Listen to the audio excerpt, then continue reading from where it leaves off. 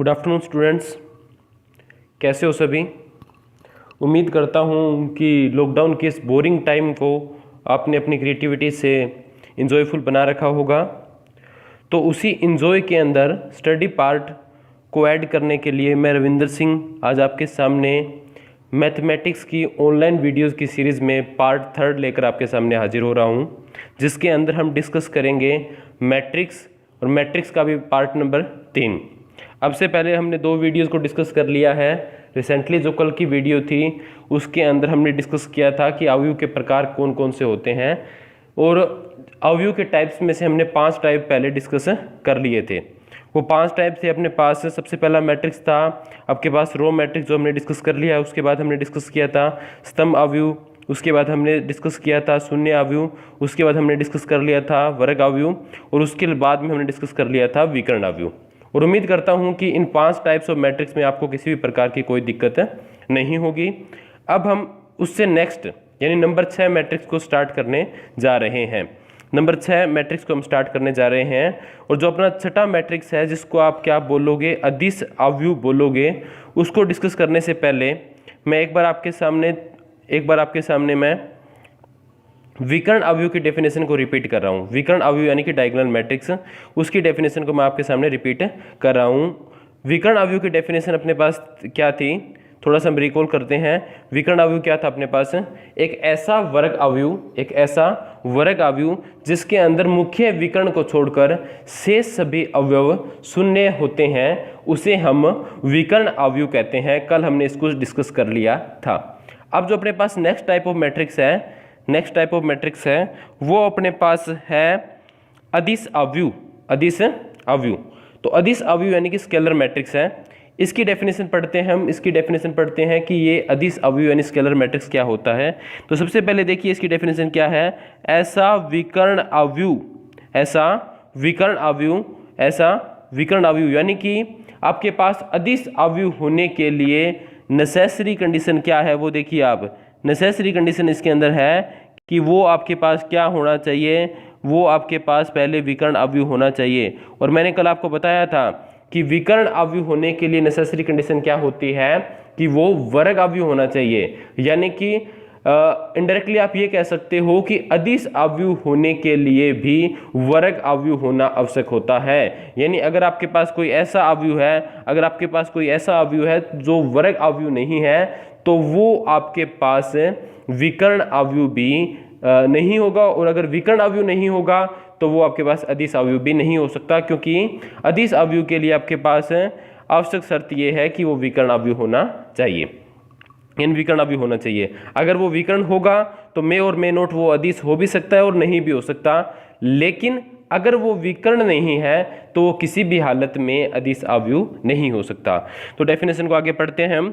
ऐसा विकर्ण अवयव यानी कि आपके पास एक ऐसा अवयव होगा जो वर्ग होगा तथा मुख्य विकर्ण को छोड़ने के पश्चात बाकी सारे एलिमेंट्स क्या होंगे, 0 होंगे।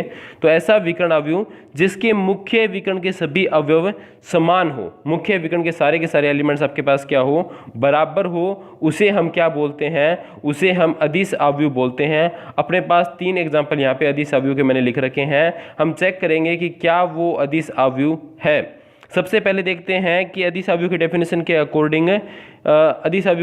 अकॉर्डिंग क्या वो विकर्ण अवयव है या नहीं है। तो देखिए आपके पास विकर्ण के लिए पहले वर्ग होना चाहिए। तो पहला मैट्रिक्स ए क्या है, एक वर्ग अवयव है। मैट्रिक्स बी भी एक वर्ग अवयव है, और मैट्रिक्स सी भी क्या है, एक वर्ग अवयव है, क्योंकि पंक्तियों की संख्या बराबर है स्तंभों की संख्या के, यानी कि ये वर्ग अवयव तो है। इसके बाद आप चेक करोगे क्या ये विकर्ण अवयव है। विकर्ण अवयव होने का मतलब है मुख्य विकर्ण को छोड़ने के पश्चात, यानी मुख्य विकर्ण को अगर आप छोड़ देते हो तो उसके बाद जो पीछे एलिमेंट बचते हैं वो सारे के सारे एलिमेंट्स क्या होने चाहिए, शून्य होने चाहिए। आप तीनों मैट्रिक्स में देख सकते हो कि मुख्य विकर्ण को छोड़ने के पश्चात बाकी सारे एलिमेंट्स अपने पास क्या है, शून्य, यानी कि 0 है। इसका मतलब ये विकर्ण अवयव तो है।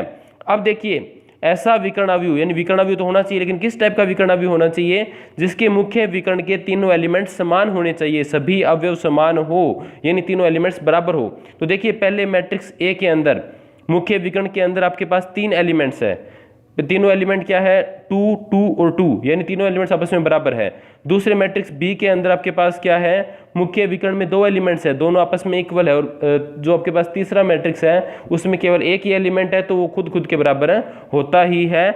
यानी कि ये आपके पास ऐसा विकर्ण अवयव है जिसके मुख्य विकर्ण के तीनों एलिमेंट्स समान होते हैं, उसे हम क्या बोलते हैं, अदिश अवयव बोलते हैं। तो अदिश अवयव आपको क्लियर हो गया होगा, किसी प्रकार की आपको दिक्कत नहीं होगी। इसके बाद नेक्स्ट टाइप ऑफ मैट्रिक्स जो आता है नंबर 7, काफ़ी इंपॉर्टेंट टाइप ऑफ मैट्रिक्स है ये, काफ़ी इंपॉर्टेंट है ये, जिसको आप क्या बोल सकते हो, इकाई अवयव बोल सकते हैं, जिसको आप इंग्लिश में बोलते हैं यूनिट मैट्रिक्स। इस अवयव को इंग्लिश में हम आइडेंटिटी मैट्रिक्स भी बोलते हैं। आइडेंटिटी मैट्रिक्स का मतलब क्या है, आपके पास इकाई अवयव, मात्रक अवयव, यूनिट मैट्रिक्स, आइडेंटिटी मैट्रिक्स, सारे के सारे क्या होते हैं, सेम ही चीज़ होते हैं। तो इसकी डेफिनेशन देखिए क्या है।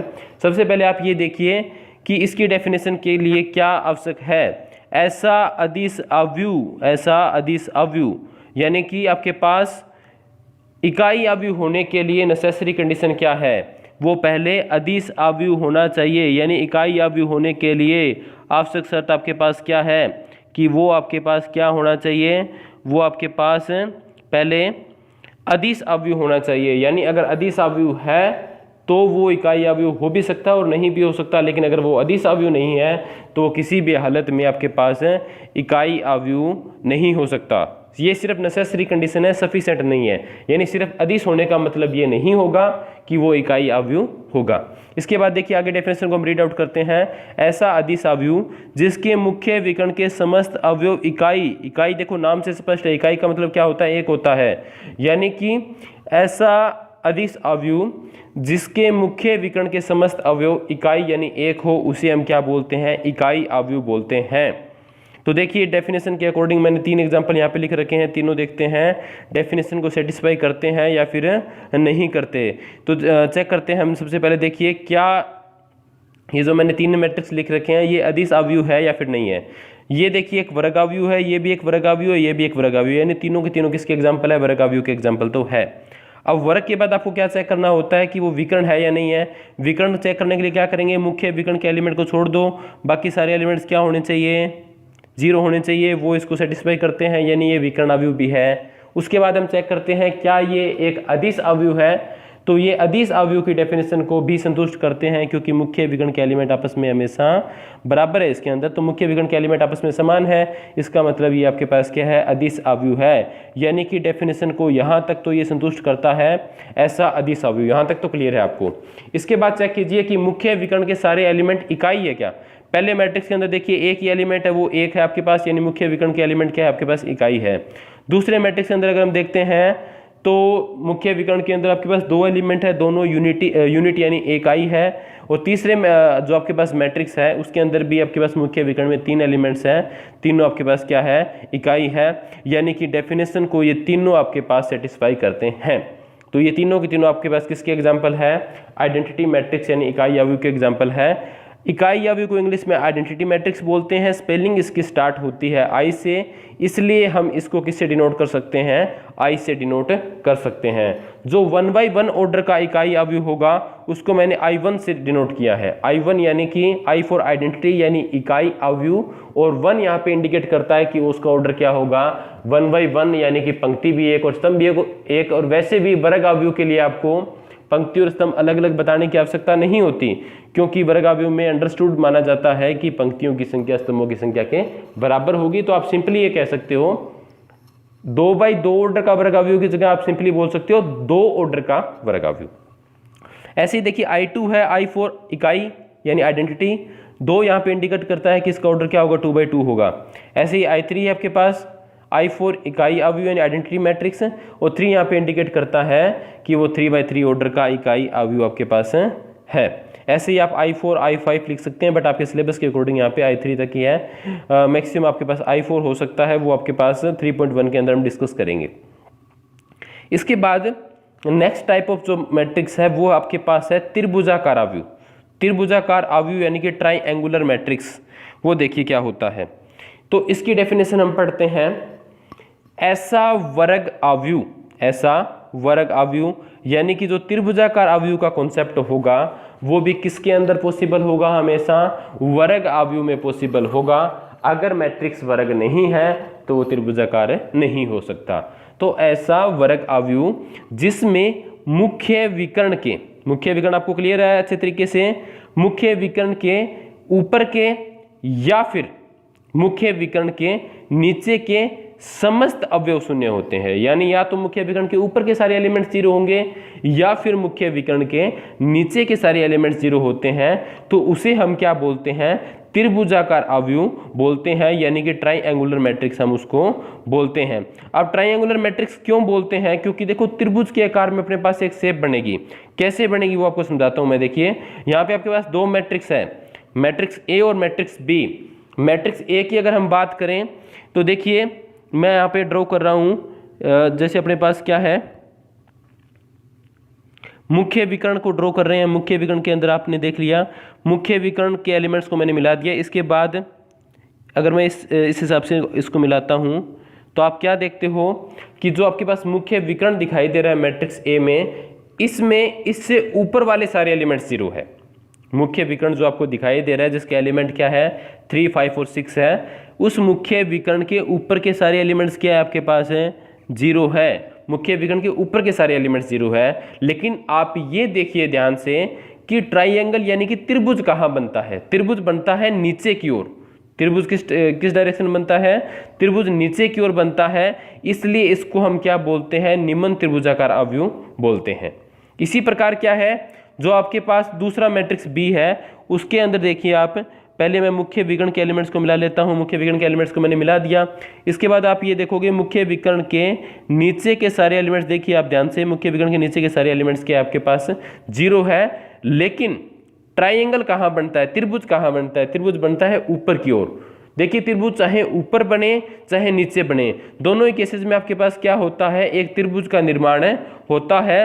और जब भी आपके पास एक त्रिभुज का निर्माण होता है, एक ट्राइएंगल की शेप जब आपके पास बनती है, तो उस मैट्रिक्स को हम क्या बोलते हैं, उस मैट्रिक्स को हम बोलते हैं ट्राइएंगुलर मैट्रिक्स, यानी त्रिभुजाकार अवयव। और वो यहाँ पे आपने देखा है भी, ये जो आपके पास मैट्रिक्स ए और मैट्रिक्स बी है, दोनों के दोनों किसके एग्जाम्पल है, त्रिभुजाकार अवयव के एग्जाम्पल है। अब इतना तो आपको क्लियर हो गया होगा कि त्रिभुजाकार अवयव के अंदर त्रिभुज बनेगा, वो या तो मुख्य विकर्ण के नीचे की तरफ बनेगा या मुख्य विकर्ण के ऊपर की तरफ बनेगा। अगर त्रिभुज बनता है नीचे की तरफ तो ऑब्वियस सी बात है एलिमेंट्स कौन से जीरो होंगे, ऊपर वाले जीरो होंगे, मुख्य विकर्ण के ऊपर वाले जीरो होंगे। और अगर त्रिभुज बनता है नीचे की ओर, त्रिभुज बनता है आपके पास, त्रिभुज बनता है ऊपर की ओर, तो जो आपके पास एलिमेंट्स जीरो होंगे वो कौन से होंगे, मुख्य विकर्ण के नीचे के एलिमेंट्स जीरो होंगे। और इसी बेसिस पे आपके पास जो ट्राइएंगुलर मैट्रिक्स होता है, यानी कि त्रिभुजाकार अवयव होता है, वो दो टाइप्स का हो सकता है, दो प्रकार का आपके पास होता है। किस किस प्रकार का होता है और कैसे होता है वो देखिए। सबसे पहले हम बात कर लेते हैं निम्न त्रिभुजाकार अवयव, यानी लोअर ट्राइंगुलर मैट्रिक्स की हम बात कर लेते हैं। निम्न त्रिभुजाकार अवयव है तो देखिए निम्न का मतलब क्या है, नीचे की ओर, तो आपके पास त्रिभुज बनेगा नीचे की ओर। तो देखिए मैं यहाँ पे पहले ट्राइंगल बना देता हूँ मैट्रिक्स ए के अंदर। ये आपके पास क्या है, एक ट्राइंगल है, एक त्रिभुज बन रहा है, त्रिभुज की शेप आपको मिलेगी। लेकिन आप ये देखना कि एलिमेंट्स कौन से जीरो है, एलिमेंट्स है मुख्य विकर्ण के ऊपर के एलिमेंट्स जीरो है, मुख्य विकर्ण के ऊपर के एलिमेंट्स जीरो है। तो डेफिनेशन क्या होगी निम्न त्रिभुजाकार अवयव की, ऐसा वर्ग अवयव जिसमें मुख्य विकर्ण के ऊपर के सभी अवयव शून्य होते हैं, यानी मुख्य विकर्ण के ऊपर के सारे एलिमेंट्स क्या है, देखिए ध्यान से, वो आपके पास क्या है, जीरो है।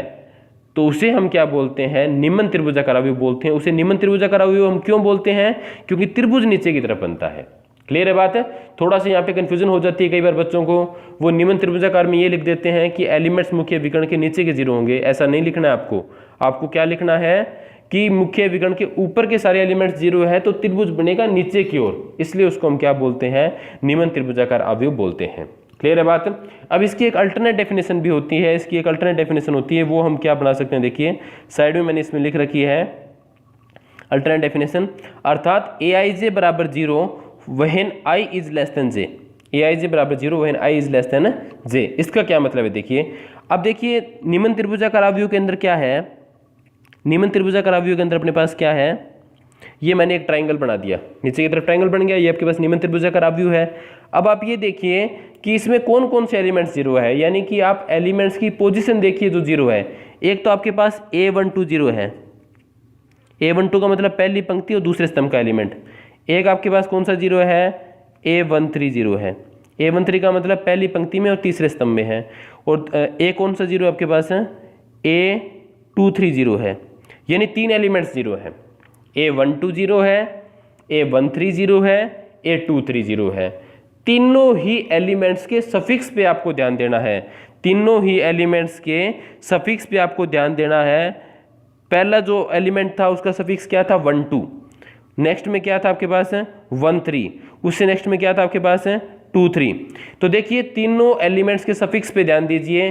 क्या पहला जो मैंने 12 लिखा है तो इसमें 1 2 से छोटा है, 13 में क्या है 1 इज लेस देन 3, 23 में भी क्या है 2 इज लेस देन 3, यानी अर्थात Aij बराबर होगा 0 when I is less than j, when I is less than j। तो ये डेफिनेशन आपको क्लियर हो गई होगी कि अल्टरनेट डेफिनेशन आप क्या दे सकते हो कि Aij 0 होगा इसके अंदर when I is less than j। Clear है बात है, आगे आपको समझ में। तो निम्न त्रिभुजाकार अवयव क्या होता है वो आपको क्लियर हो गया होगा, निम्न त्रिभुजाकार अवयव आपको समझ में आ गया होगा। ये थोड़ा सा आप ध्यान रखना कि निम्न त्रिभुजाकार अवयव में मैंने सिर्फ ये बोला है कि मुख्य विकर्ण के ऊपर के सभी एलिमेंट्स जीरो होते हैं, मुख्य विकर्ण के नीचे के एलिमेंट्स के बारे में मैंने कोई कमेंट नहीं किया है, वो जीरो हो भी सकता है और नहीं भी हो सकता। क्लियर है बात। नेक्स्ट टाइप ऑफ मैट्रिक्स है और जो लास्ट है अपने पास आज की डिस्कशन का, उसको हम क्या बोलेंगे, ऊपरी त्रिभुजाकार अवयव। ऊपरी त्रिभुजाकार अवयव यानी अपर ट्रायंगुलर मैट्रिक्स। ऊपरी का मतलब होता है ऊपर की तरफ, यानी ऊपर की तरफ क्या बनेगा, त्रिभुज बनेगा, तो उसे हम क्या बोलेंगे, अपर ट्रायंगुलर मैट्रिक्स बोलेंगे। तो देखिए मैट्रिक्स आपको ए दिया गया है, इसके अंदर मैं क्या कर रहा हूँ, आपके पास एक ट्रायंगल बनाने की कोशिश कर रहा हूँ। जैसे कि अपने पास क्या है, इनको अगर हम मिलाते हैं तो आपको क्या मिलता है, आपके पास एक ट्रायंगल आपको मिलता है। तो ये ट्रायंगल मिलने के बाद आप ये देखिए भी ट्रायंगल कौन सी साइड बना है, ऊपर की तरफ बना है या फिर नीचे की तरफ बना है। आपका आंसर होगा कि सर ट्रायंगल बना है ऊपर की ओर। तो ऊपर की ओर ट्रायंगल बना है तो ऑब्वियस सी बात है इसको हम क्या बोलेंगे, अपर ट्रायंगुलर मैट्रिक्स ही बोलेंगे, अपर ट्रायंगुलर मैट्रिक्स ही बोलेंगे। लेकिन ध्यान आपको ये देना है कि जो एलिमेंट्स है वो कौन से जीरो है, मुख्य विकर्ण के ऊपर वाले जीरो है या नीचे वाले जीरो है। ये आप अगर ध्यान से देखोगे तो जो एलिमेंट्स आपके पास जीरो थे वो मुख्य विकर्ण के नीचे के एलिमेंट्स जीरो है, मुख्य विकर्ण के नीचे के एलिमेंट्स जीरो है। तो डेफिनेशन क्या बनेगी, ऐसा वर्ग अवयव जिसमें मुख्य विकर्ण के नीचे के सभी अवयव क्या होते हैं, शून्य होते हैं, उसे हम क्या बोलते हैं, ऊपरी त्रिभुजाकार अवयव बोलते हैं। ऊपरी क्यों बोलते हैं इसको, ऊपरी क्यों बोलते हैं, क्लियर हो गया होगा अब तक तो आपको, क्योंकि ट्रायंगल बनता है ऊपर की ओर, लेकिन एलिमेंट्स कौन से जीरो होते हैं, मुख्य विकर्ण के नीचे के एलिमेंट्स जीरो होते हैं। अब आप ये देखिए कि कौन कौन से एलिमेंट्स जीरो है, कौन कौन से एलिमेंट्स जीरो है, उसके ऊपर थोड़ा सा हम फोकस करते हैं एक बार। तो देखिए पहले मैं एक बार मुख्य विकर्ण को ड्रॉ कर लेता हूँ। ये आपके पास क्या है, मुख्य विकर्ण है, इसको मैंने ड्रॉ कर लिया। और ऊपरी त्रिभुजाकार अवयव की डेफिनेशन के अकॉर्डिंग, ऊपरी त्रिभुजाकार अवयव के डेफिनेशन के अकॉर्डिंग आपके पास कौन कौन से एलिमेंट जीरो है। एक तो ये एलिमेंट जीरो है आपके पास, एक ये एलिमेंट जीरो था आपके पास, और एक ये एलिमेंट जीरो है। तीन एलिमेंट्स आपके पास जीरो है। अब इन जीरो एलिमेंट्स की हम क्या करते हैं, ये जो हमने तीन एलिमेंट्स लिखे हैं इनकी अगर हम बात करें तो इनकी पोजीशन देखते हैं, कौन सी पोजीशन है, इनकी हम पोजीशन देखते हैं तो कौन कौन सी पोजीशन होगी। ये जो एलिमेंट है आपके पास ये होगा A21। 21 क्यों होगा आपको पता है, पंक्ति दूसरी पहला स्तंभ। क्लियर है बात। ये जो एलिमेंट्स है ये कौन सा आपके पास, ये है A31। A31 का मतलब पंक्ति तीसरी और पहला स्तंभ। और ये कौन सा एलिमेंट आपके पास, A32 यानी पंक्ति तीसरी और दूसरा स्तंभ। यानी कि तीन एलिमेंट्स आपके पास जीरो है, तीन एलिमेंट्स आपके पास जीरो है। तो उसके अंदर अगर हम बात करें तीन एलिमेंट्स जो जीरो है तो उन एलिमेंट्स का जो पोजीशन है उसकी सफिक्स पे ध्यान देना है आपको। उसकी सफिक्स क्या है, उसका सफिक्स क्या है, देखिए अगर हम 21 की बात कर लेते हैं, अगर हम बात कर लेते हैं 31 की, अगर हम बात कर लेते हैं 32 की, तो तीनों ही जो सफिक्स है उसके अंदर देखिए 21 में 21 से ग्रेटर है, 31 में 31 से ग्रेटर है, 32 में 32 से भी ग्रेटर है। यानी कि जो आपके पास ए आई जे बराबर 0 होगा, वो कब होगा? When I is greater than J, क्योंकि पहला एलिमेंट जब दूसरे से बड़ा है तभी वो ए आई जे की वैल्यू क्या होगी आपके पास? 0 होगी। तो ये आपकी क्या है? अल्टरनेट डेफिनेशन हो सकती है किसकी? ऊपरी त्रिभुजाकार अवयव की। तो मेरे हिसाब से आपको ऊपरी त्रिभुजाकार और निम्न त्रिभुजाकार अवयव समझ में आ गया होगा। और ऊपरी त्रिभुजाकार अवयव के अंदर नेक्स्ट चीज जो नोटिस करने वाली है वो ये है कि मैंने सिर्फ ये बोला है कि मुख्य विकर्ण के नीचे के सारे एलिमेंट्स क्या होंगे आपके पास? 0 होंगे। मुख्य विकर्ण के ऊपर के एलिमेंट्स क्या होंगे, या फिर मुख्य विकर्ण के खुद के एलिमेंट्स क्या होंगे, इसके बारे में मैंने कोई कमेंट नहीं किया है। यानी वो 0 हो भी सकते हैं और नहीं भी हो सकते। यहाँ तक अगर आपको कोई डाउट हो, तो नीचे कमेंट सेक्शन में आप लिख देना, नेक्स्ट वीडियो में उसका सॉल्यूशन आपको मिल जाएगा। अब आपके लिए एक क्वेश्चन है, उसका आंसर आप भी आपको कमेंट सेक्शन में लिखना है। आपके लिए क्वेश्चन है, वो क्वेश्चन ये है कि जो आपके पास विकर्ण अवयव होता है, विकर्ण अवयव मैंने आपको क्लियर बता दिया था, कल भी बताया था, आज भी उसकी डेफिनेशन को मैंने रिपीट करवाया था। विकर्ण अवयव यानी कि डायगोनल जो मैट्रिक्स होता है वो आपको ये बताना है कि त्रिभुजाकार अवयव होता है या फिर नहीं होता। पहला क्वेश्चन तो आपके पास ये है कि जो डायगोनल मैट्रिक्स है वो आपके पास त्रिभुजाकार अवयव होता है या फिर नहीं होता, और अगर होता है तो किस टाइप का होता है? अपर ट्रायंगुलर मैट्रिक्स होता है या फिर लोअर ट्रायंगुलर मैट्रिक्स होता है? इसका रिप्लाई भी आपको कमेंट सेक्शन में देना है। क्लियर है बात है? बाकी हमेशा लॉकडाउन के नियमों का पालन कीजिए, घर पे रहिए, स्वस्थ रहिए, फैमिली के साथ टाइम को एंजॉय कीजिए, थोड़ा बहुत टाइम स्टडी को दीजिए। All the best, thank you so much.